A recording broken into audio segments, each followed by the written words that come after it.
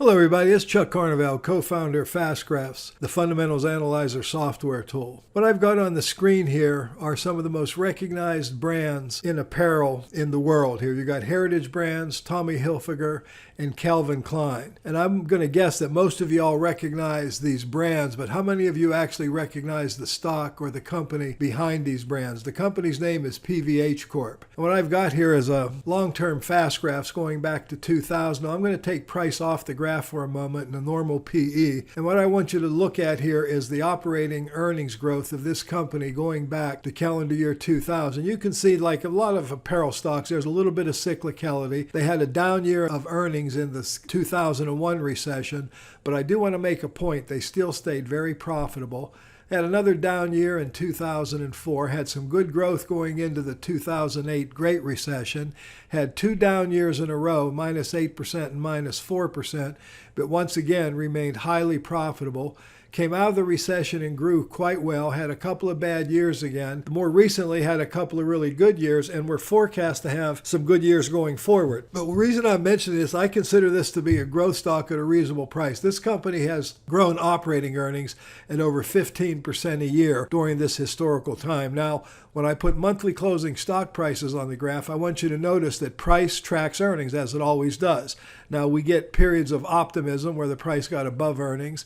Of course, we have extreme pessimism coming into the throes of the Great Recession, which would have been the best time on record to buy this stock, by the way. As Warren Buffett would say, you buy on bad news, sell on good news, or what he really said was, you can't buy what's popular and expect to do well, or my favorite of all was, be greedy when others are fearful and fearful when others are greedy. Here everybody was fearful. This was clearly a time to be greedy. So we look at this company, we clearly see the relationship between price and earnings, which obviously makes common sense.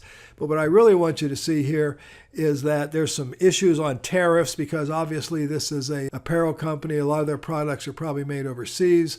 And so you have this huge drop in stock price here. You can buy this stock at a blended PE ratio of 7. By the way, if you look down here, this company does pay a little dividend. I'm not really sure why, because they don't really pay enough dividend even to get your attention, but they do pay a little dividend. The real key here is this stock is extremely cheap. Company has 39% debt. It's BBB- rated. Really an interesting company with an interesting historical record. Now, I'm going to look at a couple of other metrics here. I'm going to look at owner's earnings, which is, mentioning Warren Buffett earlier, his favorite metric. And we can see that owner's earnings were down. Now, owner's earnings is a very simple metric. In simple terms, it's a valuation method that is looking at the total of the net cash flows, as Warren Buffett calls owner's earnings, that expected to occur over the life of the business minus any reinvestment of earnings. So you can see owner's earnings are a little lumpier than operating earnings, and the company did have a couple of down years, but we're expected to have a really nice recovery this year and some decent recovery for the next couple of years. So from an operating earnings perspective, we have a very undervalued stock here.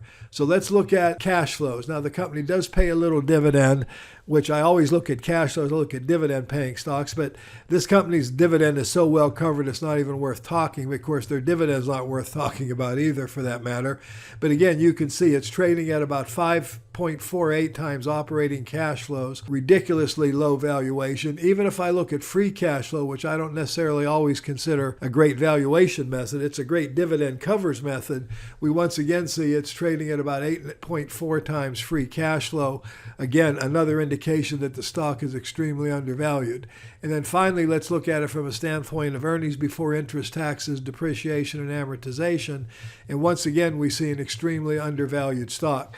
So, obviously you see historically, every time it got overvalued, it corrected and overshot and got undervalued. And these times of undervaluation were really the best times to be investing in the stock. I believe undervaluation is extreme now. So if I look at forecasting, if I look at normal multiples of EBITDA here in this case, if it went to a normal 8 times EBITDA over the next couple of years, you could see annualized rates of return, of 37% out to 2022. But if you just go out to 2021, 2021, you could be averaging 64% a year analyzed.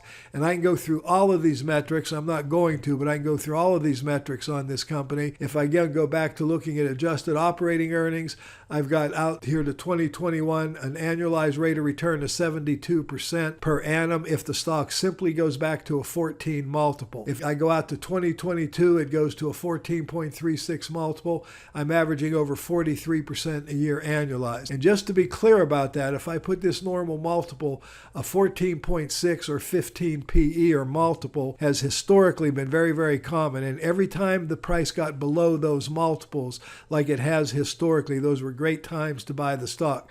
So this is a little different flair or flavor than I'm typically showing you on this channel. I'm usually looking at dividend growth stocks. I'm showing my age, I guess, by doing that. But here we've got to look at it really a growth stock. It does have dividends. It might have some dividend growth potential in the future. But this is really all about making a high total rate of return strictly from capital appreciation or growth. The allure here is not so much that it's going to grow that fast. Growth is expected to be about 7.6% over the next couple of years. The longer-term trend line growth is expected to be about 8.4%. So that's nice growth, but that's not necessarily exciting growth. What's exciting would be the PE ratio expansion potential of this stock moving up. Even if it moved up to a 10 multiple, you'd be able to make 35% a year on your money. So I think this is an extremely undervalued opportunity. You might call this growth at an extremely unreasonably low price, if you will. Anyway, I thought you might want to take a look at this stock. I think this is an extreme opportunity, especially in today's market where so many stocks are overvalued. I think tariffs and the issue of tariffs that are going on right now have really driven this down to the low level that it's currently at. So you might want to take a closer look at PVH Corporation if you're looking for total return or looking to make as much money as you can in the stock market. Anyway, this has been Chuck Carnevale saying thanks for watching. If you liked what you saw here, please hit our subscribe button. We'd love to have you have access to more of these videos as we produce them over time.